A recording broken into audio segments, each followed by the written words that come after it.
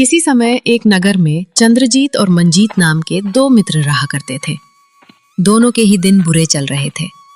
वे जो भी काम करते बिगड़ जाता। उन्होंने खेतीबाड़ी आरंभ की तो फसल सूख गई। साल भर की मेहनत पर पानी फिर गया। सारा धन मिट्टी में मिल गया। बच्चों को स्कूल में पढ़ने भेजा तो वे बीमार पड़ गए। हे ईश्वर, ये तू हमें किस जन्म की सजा दे रहा है? इसमें भगवान का कोई दोष नहीं मित्र, शायद हमारा भाग्य ही खोटा है। मित्र, यदि हम दोनों का भाग्य खोटा ही है तो फिर जिंदगी में हमारा कोई भी कार्य सफल नहीं हो पाएगा और एक दिन हमें व हमारे बीवी बच्चों को भूखों मारना पड़ेगा। मैं भी यही सोच रहा हूं मित्र। पता नहीं आगे हमें और क्या क्या दुख देखने पड़े। लेकिन मित्र, मेरे दिमाग में एक विचार आया है। क्यों ना हम किसी पंडित से मिलकर अपने भाग्य को सुधारने का उपाय खोजें? हो सकता है वहीं कोई उपाय बता दे। वे दोनों नगर के विख्यात पंडित श्री देवाश्री के पारा पहुंचे। पंडित जी, हम दोनों के भाग्य बहुत ही खोटे हैं। जिस किसी भी काम में हाथ डालते हैं उसी में नुकसान हो जाता है। सोने में भी हाथ डालें तो वो भी मिट्टी समान हो जाता है। हाँ पंडित जी, हम दोनों के दिन बड़े ही कष्टपूर्ण बीत रहे हैं। कोई ऐसा उपाय बताइए जिससे हमारा भाग्य जाग उठे और हम भी दूसरों की तरह आनंद पूर्वक दिन गुजार सके। उनकी सारी दास्तान सुनकर पंडित जी बोले, बेटा, अपने भाग्य को संवारने का केवल एक ही उपाय है। तुम दोनों तीर्थ यात्रा करो। मुझे विश्वास है इससे तुम दोनों के भाग्य सुधर जाएंगे और तुम्हें भूविश्य में लाभ और सुख मिलेगा। यदि आपकी यही सलाह है तो हम कल ही तीर्थ यात्रा पर रवाना हो जाएंगे। अच्छा पंडित जी, नमस्कार। अगले दिन दोनों मित्रों से अपने झोले में सामान के साथ साथ कुछ दवाइयां भी डाली और अपनी अपनी पत्नियों एवं बच्चों को विदा लेकर तीर्थ यात्रा पर निकल पड़े। चलते चलते वे एक जंगल में पहुंचे। तब तक रात हो चुकी थी। मित्र, रात हो चुकी है और हम काफी थक भी गए हैं। क्यों न रात इसी जंगल में काटी जाए। भोर होने के साथ फिर आगे बढ़ेंगे। ठीक कहते हो। आओ उस पेड़ के नीचे अपना डेरा डालें। दोनों उस पेड़ के नीचे पहुंचे और खाने के पश्चात चादर बिछाकर लेट गए। तभी उनके कानों में पास ही से एक आवाज सुनाई दी।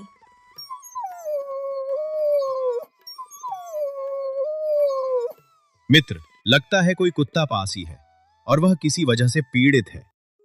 अरे भाई, पीड़ित है तो होने दो ना। वो है तो कुत्ता है, कोई भगवान तो नहीं। नहीं भाई, मुझसे किसी की पीड़ा सहन नहीं होती। तुम आराम करो, मैं उन्हें देखकर आता हूं। ठीक है, जैसी तुम्हारी मर्जी। चंद्रजीत का मन बड़ा ही दयालु था। वह उठकर उस दिशा में बढ़ा जहां से किसी कुत्ते के कराहने की आवाज आ रही थी। शायद वह काफी तकलीफ में है, तभी इतनी जोर से करा रहा है।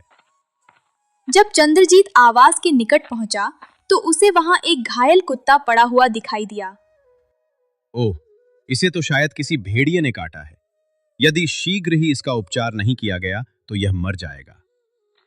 चंद्रजीत ने तुरंत वापस लौटकर अपना झोला उठाया और बोतल में कुछ दूध लेकर जैसे ही कुत्ते का उपचार करने के लिए चलने को हुआ, मंजीत बोल उठा।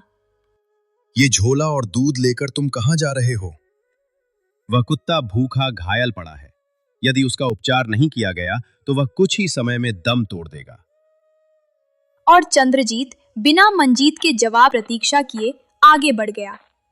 चंद्रजीत ने कुत्ते की निकट पहुंचकर पहले दूध पिलाया। फिर जो दवाइयां वह अपने साथ लाया था उनमें से एक दवाई निकालकर कुत्ते को लगा दी और अपनी धोती फाड़कर, इस दवाई से इसे रात भर में आराम आ जाना चाहिए। यदि आराम नहीं आया तो इसे पशुओं के अस्पताल ले जाऊंगा। अगले दिन सुबह होते ही दोनों उठे। घायल कुत्ता दौड़ दौड़ कर चंद्रजीत के पास आया। ईश्वर का शुक्र है, इसे मेरी दवाई से काफी आराम पहुंचा।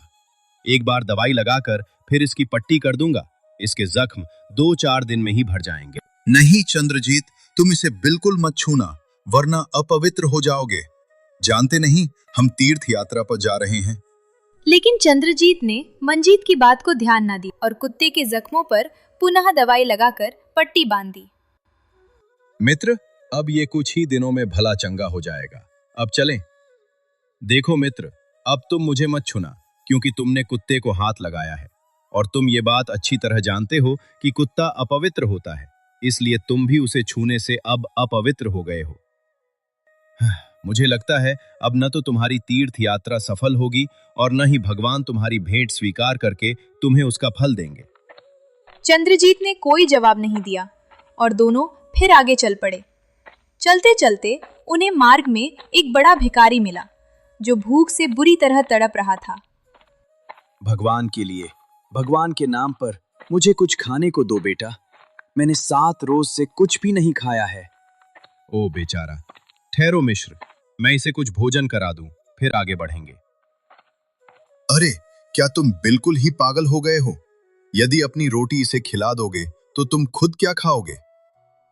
जब ये 7 दिन तक भूखा प्यासा जिंदा रह सकता है, तो मैं भी जिंदा रह सकता है मित्र।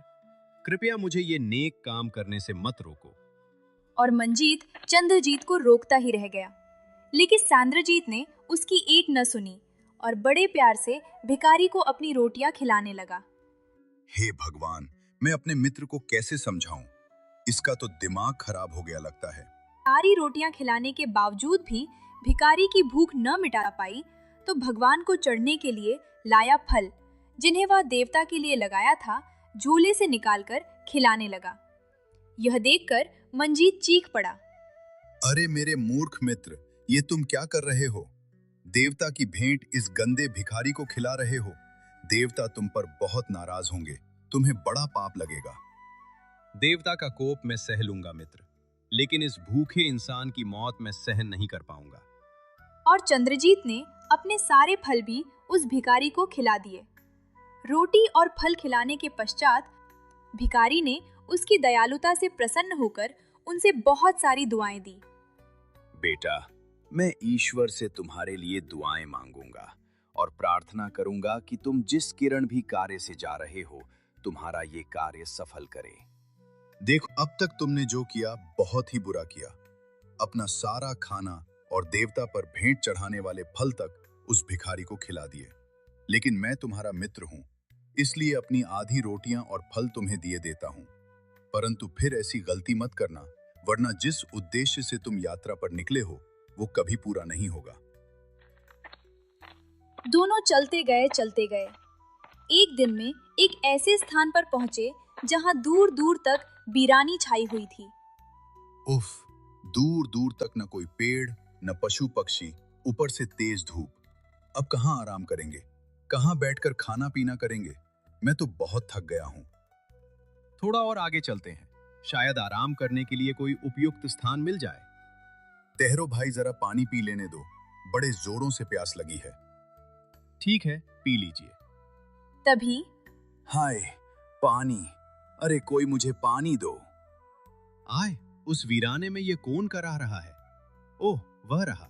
शायद मुसीबत का मारा लगता है। आओ दोस्त, चलकर उसकी खबर लेते हैं। अरे छोड़ो भी उसे, हमें अपना रास्ता देखना चाहिए। नहीं दोस्त, मेरा दिल नहीं मानता। पहले उसकी सुध बुध ले लें, फिर आगे बढ़ेंगे। तुम्हारे इस जवाब ने तो मेरी नाक में दम कर दिया है। तुम तो हर समय देवता बनने की कोशिश में लगे रहते हो। ये तो अपना अपना स्वभाव है दोस्त।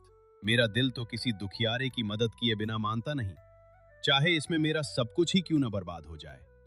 अच्छा, अब भाषण छोड़ो और देखो वो कौन है और उसे क्या तकलीफ है। जैसे इस धरती पर केवल हम 2 ही धर्मात्मा रह गए हैं, जो सारे दुखियारे मुसीबत के भारे हमारी ही राह में आ रहे हैं और हमें उनकी मदद करनी पड़ रही है। क्या हमारे सिवाय उनकी मदद करने वाला और कोई नहीं है इस दुनिया में?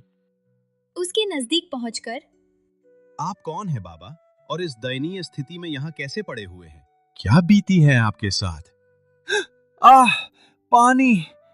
पहले मुझे पीने के लिए थोड़ा पानी दो भाई।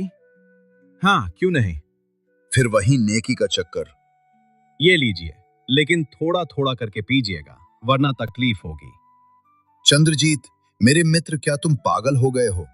यदि तुमने सारा पानी इस बूढ़े को पिला दिया तो फिर खुद क्या पियोगे? पता नहीं आसपास पानी है भी या नहीं। ईश्वर ने चाहा तो पानी मिल ही जाएगा मंजीता, लेकिन यदि इन्हें इस समय पानी नहीं मिला तो ये मर जाएंगे और इनका पाप हमारे सर चढ़ेगा। और चंद्रजीत ने घूट घूट करके अपना सारा पानी बूढ़े को पिला दिया। तुम्हारा बहुत बहुत धन्यवाद बेटा, ईश्वर तुम्हारा भला करे। लेकिन बाबा, आप है कौन और आपकी ये दशा कैसे हुई? मैं फलों का व्यापारी हूं बेटा। परदेश से वापस लौट रहा था कि मार्ग में डाकुओं ने मेरा सब कुछ लूट लिया, धन दौलत, यहाँ तक कि घोड़े और ऊंट भी। बस दया करके मुझे जीवित छोड़ दिया। मैं किसी तरह पैदल ही चलता हुआ अपने घर जा रहा था कि प्यास ने मुझे अधमरा कर दिया और मैं शायद बेहोश हो गया था। अब होश आया तो तुम्हें सामने पा रहा हूं। बेटा, मुझ पर एक उपकार और कर दो, मुझे मेरे घर पहुंचा दो। मुझसे चलने फिरने की जरा भी शक्ति शेष नहीं रह गई। हाँ हाँ, क्यों नहीं बाबा। अरे तुम्हारा दिमाग तो खराब नहीं हो गया है चंद्रजीत? भगवान के दर्शन करने की बजाय तुम इसे इसके घर छोड़ने जाएंगे? मंजीत भाई, इनकी हालत बहुत खराब है। यदि इन्हें यहीं पड़ा रहने दिया तो मर आएंगे और इसका पाप हमारे सर चढ़ेगा। फिर मनुष्यता के नाते ये हमारा फर्ज भी बनता है कि इनकी मदद करें। तो ठीक है, तुम और तुम्हारा परोपकार जाए भार में। मैं चला अपने रास्ते। मैं तुम्हारी तरह नास्तिक नहीं। देखना, भगवान तुम्हें अपने इस अपमान की जरूर सजा देगा। कहकर मंजीत आगे बढ़ गया। आओ बाबा, तुम मेरी पीठ पर चढ़ जाओ। किसी न किसी तरह मैं तुम्हें तुम्हारे घर पहुंचा ही दूंगा। भगवान तुम्हें लंबी उम्र दे बेटा। बूढ़े के परिवार वाले बूढ़े को देखकर बहुत प्रसन्न हुए। उन्होंने चंद्रजीत का बहुत बहुत धन्यवाद अदा किया तथा उसका बहुत आदर सत्कार किया। फिर सबसे विदा लेकर अपने घर की ओर चल दिया। उसे अपने घर पहुंचते कई सप्ताह लग गए, लेकिन जब वह उस स्थान पर उसका घर था तो वह आश्चर्य से खड़ा रह गया। हे ईश्वर, ये आलीशान भवन यहाँ कहाँ से आ गया? यहाँ तो मेरा टूटा फूटा छोटा सा मकान था। कहीं ऐसा तो नहीं मेरे पीछे किसी धनवान ने मेरे घर पर कब्जा कर लिया हो और अपना आलीशान भवन बना लिया हो? यदि ऐसी बात है तो मेरे बीवी बच्चे। हे जी, आप वहाँ खड़े खड़े अपने ही मकान को क्या टुकुर टुकुर देख रहे हैं? भीतर आइए ना, ये हमारा मकान है। अरे लल्लू की अम्मा! अभी वो आश्चर्यचकित ही हो रहा था कि बापू आ गए, बापू आ गए। अरे यहाँ तो सचमुच मेरा पूरा परिवार है, लेकिन ये चमत्कार हुआ कैसे? मेरे बीमार बच्चे भी अब बिल्कुल स्वस्थ दिखाई दे रहे हैं। चंद्रजीत अपने बच्चों के साथ भवन के भीतर पहुंचा। अरे भगवान, ये सब चमत्कार कैसे हुआ? टूटे फूटे मकान के स्थान पर ये महल कैसे खड़ा हो गया? और ये सब कीमती सामान?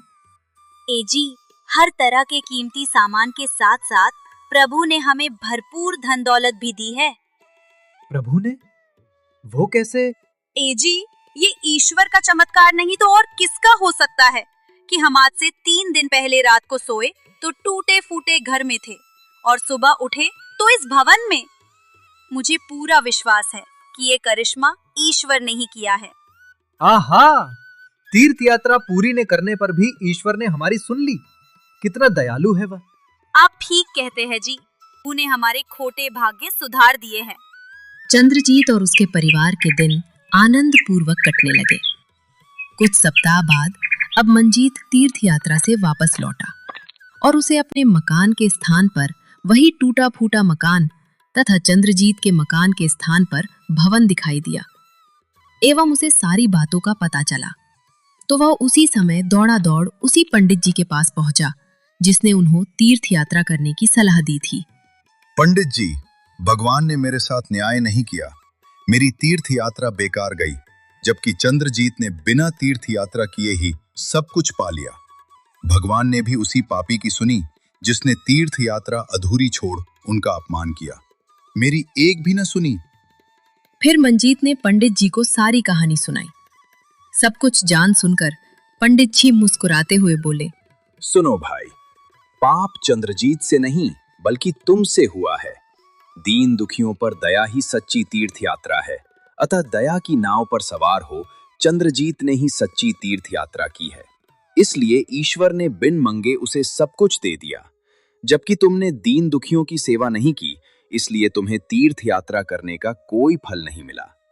तो क्या तीर्थ यात्रा करना बेकार है पंडित जी? नहीं भाई, ऐसी बात नहीं।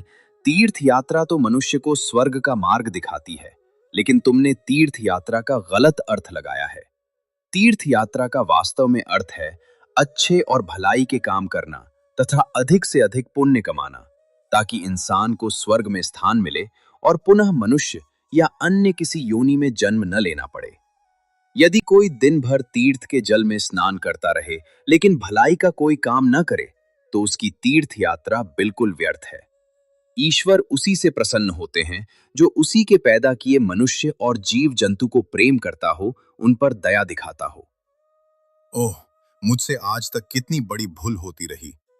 आपका बहुत बहुत धन्यवाद पंडित जी, आपने मेरी आंखें खोल दी हैं। आज से मैं प्रण करता हूं कि मैं भी चंद्रजीत की तरह अपनी बाकी जिंदगी दीन दुखियों, बूढ़ों व बीमार की सेवा शुश्रूषा में गुजरूंगा, चाहे इनका फल मुझे इस जन्म में मिले या न मिले। तब ईश्वर तुम्हारी भी एक न एक दिन अवश्य सुनेंगे।